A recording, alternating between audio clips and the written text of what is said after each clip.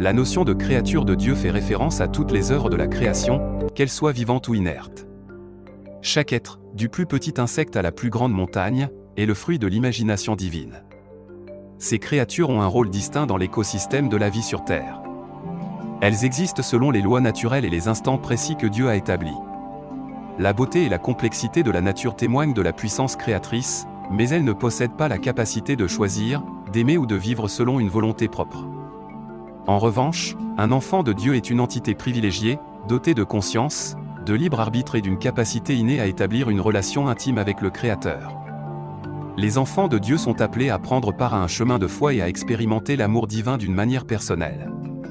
Ils sont invités à se transposer au-delà de la simple existence, en prenant le temps de découvrir leur identité divine et leur valeur en tant qu'individus.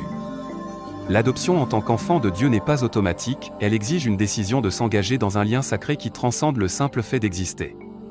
Lorsqu'une personne choisit de se reconnaître comme enfant de Dieu, elle entre dans une relation dynamique basée sur la confiance, l'amour et la foi en Jésus-Christ. Cela lui permet non seulement de bénéficier de la grâce divine, mais aussi de partager cette grâce avec les autres.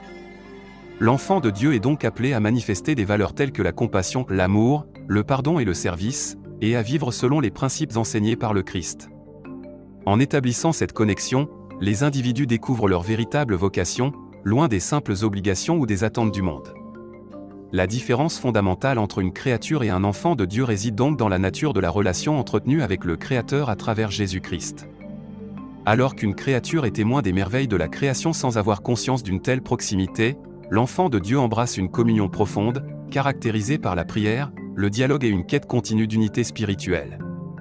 Cette distinction souligne l'importance d'une vie vécue en connaissance de sa propre dignité et en réponse à l'appel divin à aimer et à servir.